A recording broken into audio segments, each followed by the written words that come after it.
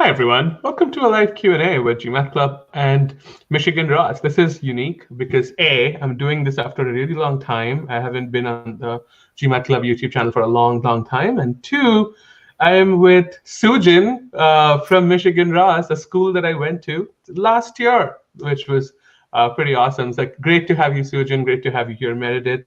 So I'm going to ask you guys a couple of questions around the 2021 admission cycle. But before we jump into all of that, why don't you introduce yourself a little bit?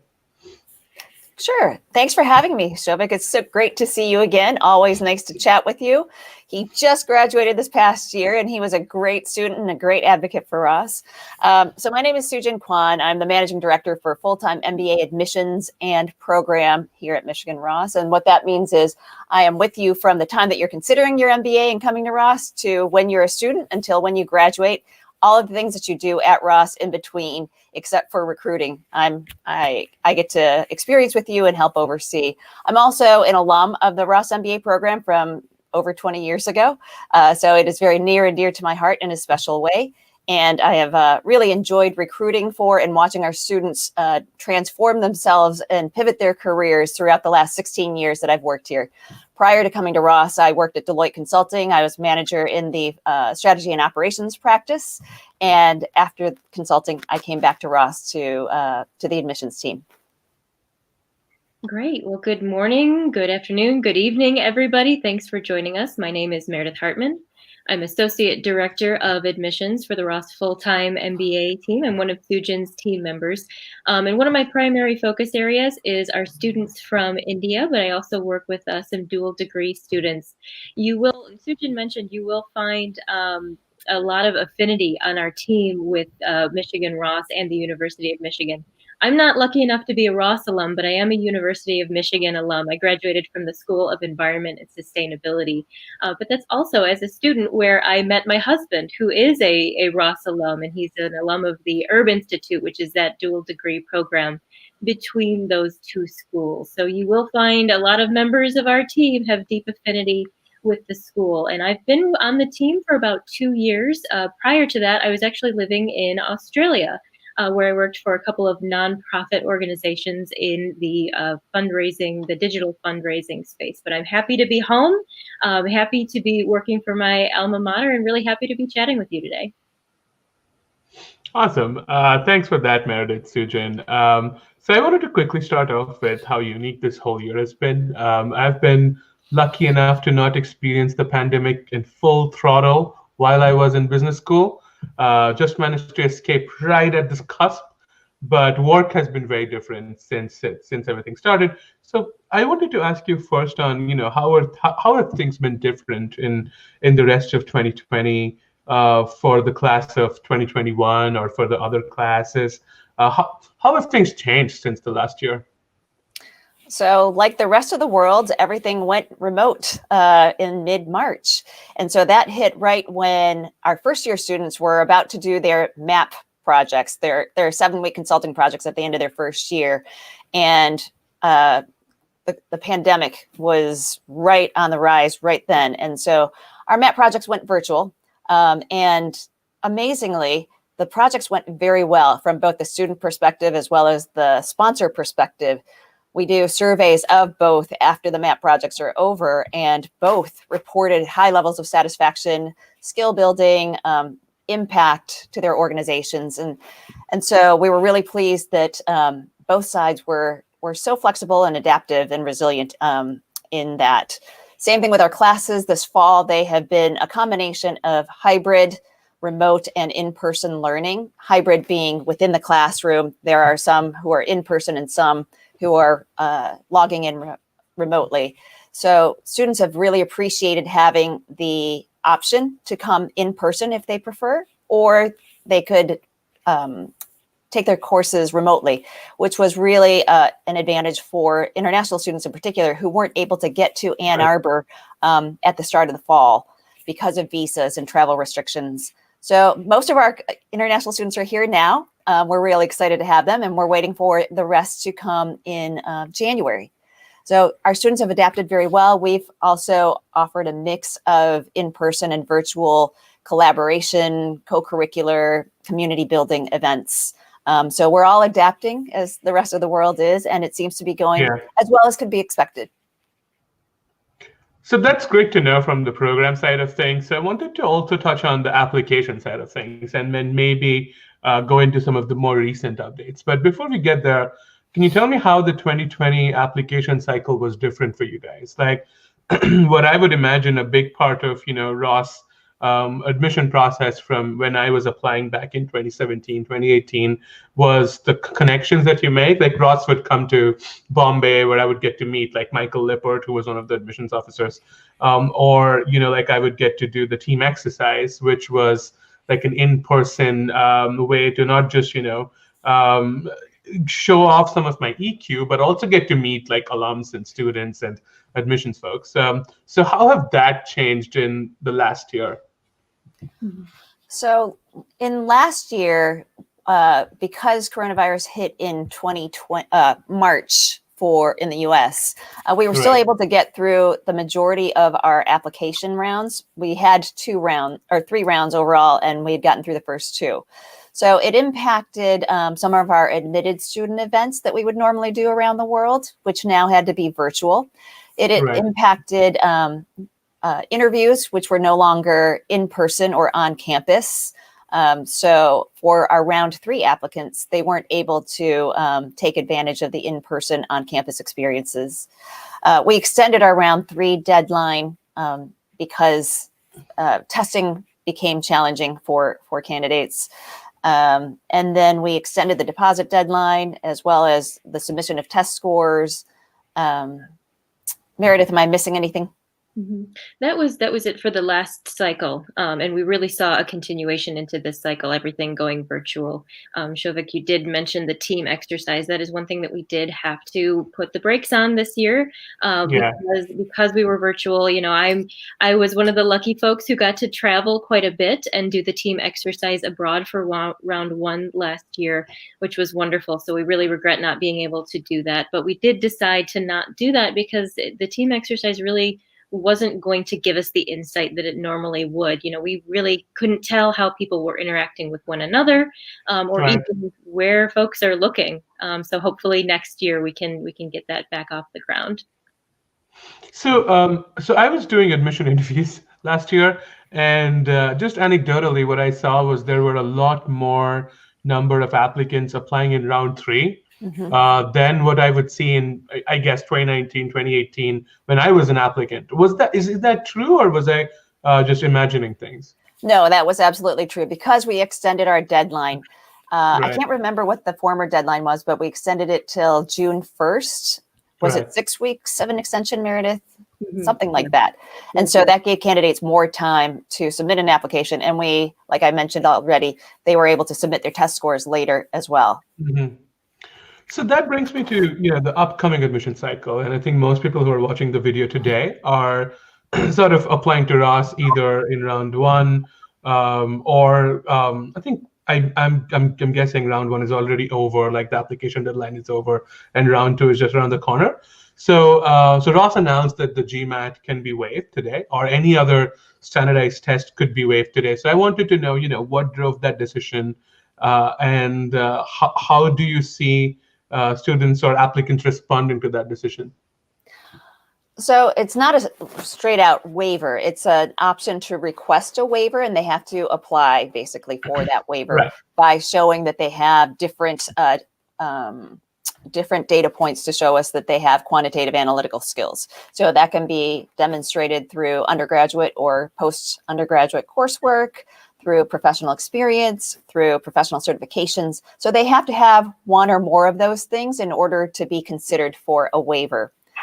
The reason that we went in this direction was, and we didn't announce it until last week, as opposed to at the beginning of this admission cycle, is that it was really reading applications of round 1 candidates, as well as talking to prospective students during our weekly admissions office hours, that we were learning of the many challenges that they were facing in taking the test in person, as well as online. We thought, well, now that the test is available online, everyone can take the test online, so there's no excuse. That's kind of how we went into it. And then when we heard the stories of internet connection issues, I was just on a meeting with someone in Singapore, for example, where the internet just went out. And so then you have to re-log in, and then you're not logging in at the same time. So there was that difficulty. And then we realized that many candidates who are applying for an MBA aren't living alone. They are living with roommates, or they may be back in their parents' homes. And there are so many distractions and disruptions that the testing conditions are far from ideal. It's really hard to do your best work on a high stakes exam when you've got distractions and noise and fire alarms and dogs barking all around you. So online, while in theory it's a good option, but it wasn't great for many of our candidates who didn't have great testing conditions. Right. Okay, that's really interesting that you would select candidates who would offer a waiver too. So how does that work? Let's say I am considering applying to Michigan Ross, and I filled in most of the application, and let's assume for the first case that I don't have a GMAT score, and I just learned that, hey, Ross says, Ross will consider giving me a waiver, and I submit a waiver request to you guys. How do you evaluate whether or not I'm eligible for the waiver? So we are going to look at the materials that you submit, which will largely be things that you would have submitted in your application anyway. For example, your transcript. We're going to take a very close look at what kind of coursework did you take? Were there any quantitative courses, and how did you do in them? We're going to look at any courses that you might have taken after you've graduated from college, whether it's a math course, accounting, statistics, finance, econ, just independent courses. That can be an indicator.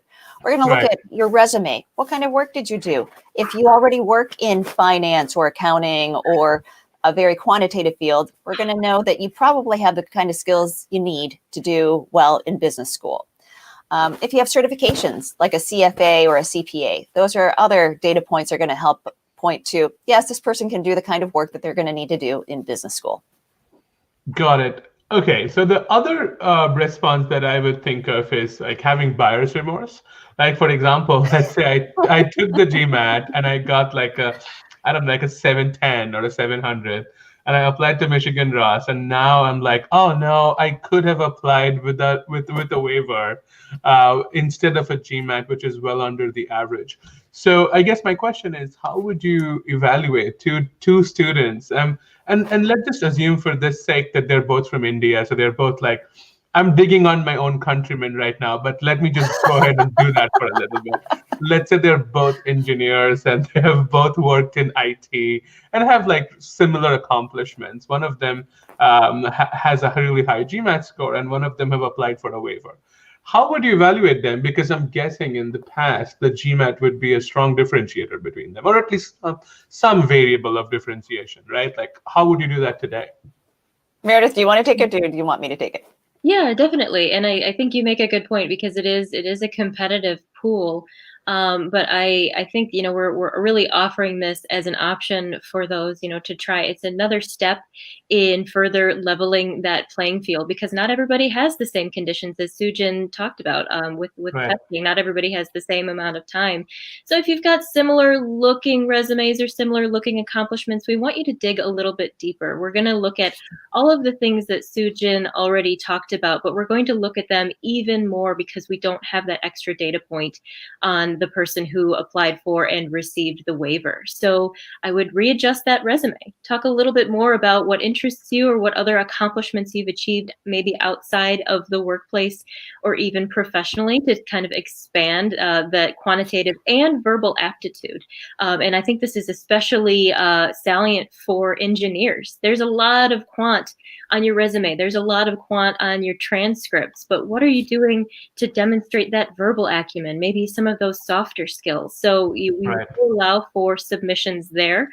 So if you've got that kind of profile and you've gotten that waiver, I would really look at the other parts of your application and how you can beef those up in those specific areas. So if you already have a lot of quant, look at the verbal side and let us know how you're going to demonstrate soft skills in the program. Yeah, I think that's a really good point, because I think when people think of the GMAT, it often comes across like it's a quantitative and reasoning test, and I think the verbal part of the GMAT often gets like relegated to the background, and people don't necessarily think of that. But that's a really good point, Meredith.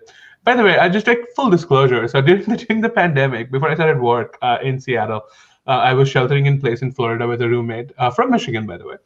and I was really bored, so I took the GMAT again, twice actually. And Glutton for from what punishment. I just enjoyed standardized tests. So what I learned from what I learned from taking the GMAT online, that it is a really different experience, and it is not the same experience with like an in-person GMAT, but also like like I had an extra room, and I had like everything that I needed. So I understand that people don't often have that luxury, but I did. So if I were applying to Michigan Ross in 2021, I would have applied with that virtual GMAT score. Like, let's say I scored like a 760, and I applied with that score. And then I learn about like, okay, people can choose to not have the GMAT score at all. And suddenly, like, I'm disappointed that because my score doesn't have the same value that it used to. Why am I wrong? Could you help me relive my overachieving anxiety? So it is wrong to think that it was a waste of time for you to take and submit a test score, because it gives us another data point. It gives us more confidence to say, yes, Souvik can do the work. Now, let's say you are someone who scored a 760, but in your undergrad, either you had no quant or your quant classes were not that strong. Or similarly, maybe it's your verbal wasn't that good. You didn't have a lot of the English classes or humanities classes, but your GMAT verbal score was very strong. So we're looking at it holistically. I don't want candidates to get the wrong idea that it's only about quantitative skills. It depends on your entire background.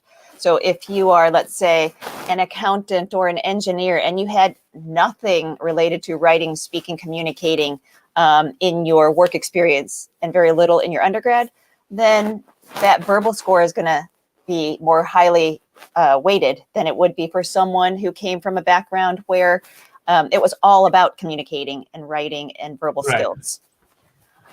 So the other thing about submitting a score and the benefit that it gives is that it differentiates you from all of the candidates who might not have submitted a score.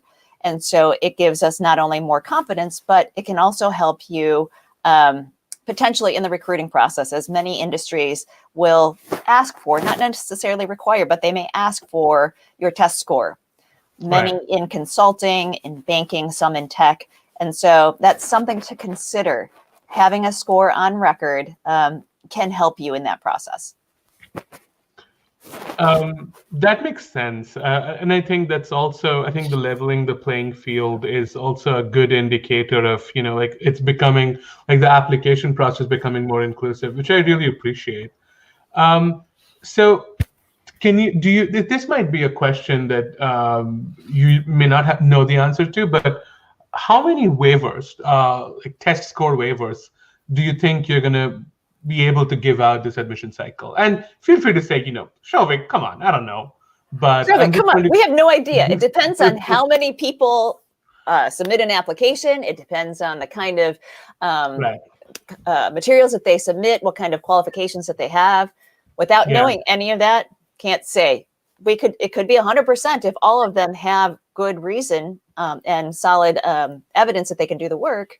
Or it could be 0 if it's just people who say, I'm just going to give it a try, but have nothing to demonstrate that they would be able to do the work. Then it would be tough for us to say yes.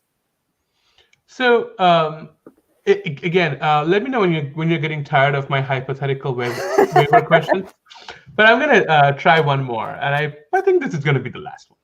But well, who knows? Maybe not. So anyway, so let's say I do have a GMAT score. Like let's say I have a GMAT score of like, I don't know, like I'm an Indian engineer, and I have a GMAT score of 710, which is it's a good score. It's not gonna impress a lot of people because of how competitive the pool generally is.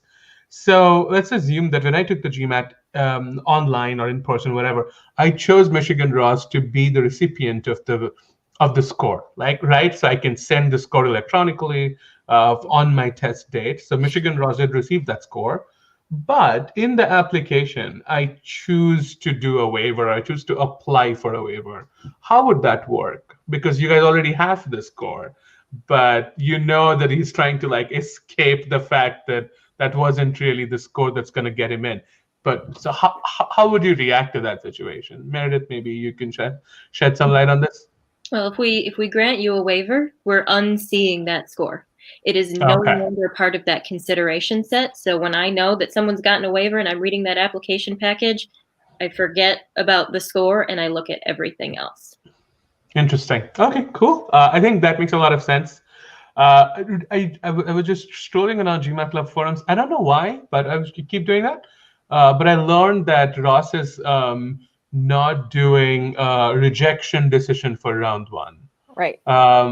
So A, is that true? And B, what drove that decision? So it's either going to be an admission or a wait list.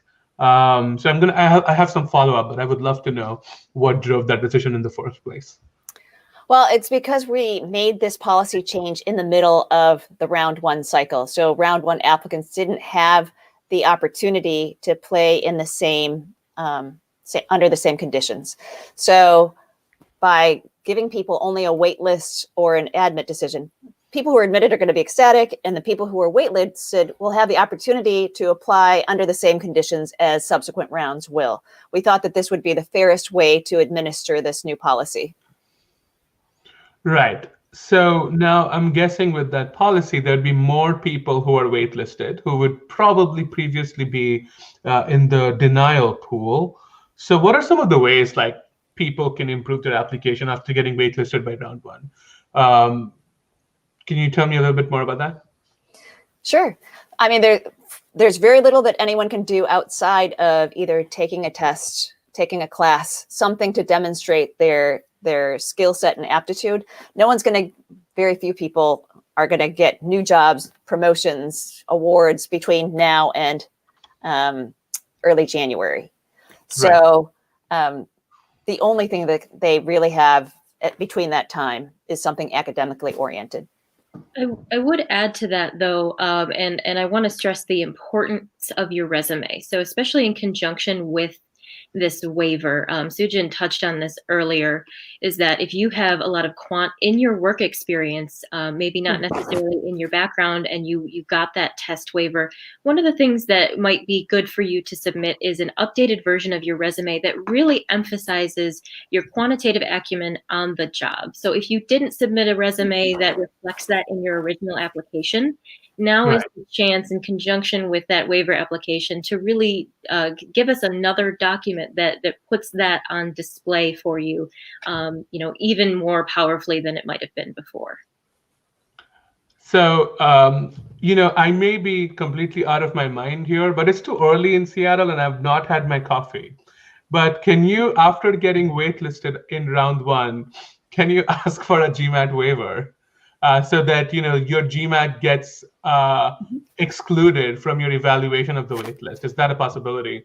Yes, that's exactly why we did the process the way we're doing it. Mm-hmm. That is really interesting. So you could waive your GMAT after. So then every single waitlisted candidate in round one is evaluated with the round two applicant pool. So that gets leveled off as well. That is great. I thought I was crazy to even think of that question. But awesome. That is great to know. We were thinking of in terms of equity. Yeah. No, that just makes total sense. Cool. So I think those were pretty much most of my standardized test type questions. But I would love to know for people who are choosing to apply to either round two, which is due in like a month and a half or so, or round three. What are some of the or round four? Or round four, yes. You know what? Tell me a little bit more about round four. So because of last year's experience, we added a fourth round. I can't remember exactly what the date is. I'm going to look it up right now. The deadline's June 1st, which was the date of our extended round three last year. So we're just making it officially a round three and a round four. Awesome. So for people who are planning to apply to these later rounds, what would be some of your advice for that application, and keeping 2020 and like this year in mind and the pandemic in mind? What are some of the ways you think people could really stand out? Oh, gosh. I don't think it's going to be that different from in other years because candidates are applying under the same conditions. So pretty much everybody is working virtually, and demonstrating how you have adapted and continue to deliver impact and demonstrate resilience and collaboration. All of those things that we valued previously are going to matter even more now because those things are more challenging working under these conditions. So that's one thing. While we are offering this test waiver option, or the request option, we still do highly encourage candidates to take a test, even if you think you're not going to do great, because we don't have a cutoff or a minimum. We want to see that you can do the work. We want to see people come in and be able to succeed. It makes us happy. It'll make the student happy. So we want everyone to be able to succeed, and we want as many data points as possible to demonstrate that possibility. In terms of differentiation, I mean, this is the thing that I tell candidates every year. You tell your own story, the path that you took, the goals that you want, how you got to where you are, why you want to do it, how you think about yourself in this world and your career path. Those are the things that are going to, if you tell your own unique story, you're going to be differentiated from every other applicant out there. Even if you are an engineer from a high volume application country with a 700 plus GMAT, where you are now and where you want to go, that path is going to be so different for every candidate. And that's what's really interesting to us. Not trying to fit a mold, but being true to who you are. Right. Cool. That's great advice. Meredith, please let me know if you have anything as well. But I'm going to move on to some of the questions that we're getting. I think a couple of questions we're getting is around class size. I feel that with deferrals from last year, this is going to be a pretty substantial question that every single applicant has in their mind. But I wanted to ask you, what are your thoughts on deferrals from the last application cycle rolling over to this one and how that impacts class size at all? So we're really excited about the students who have deferred, who are going to be joining our class. In fact, we just had a session with them, was it last Friday or 2 Fridays ago?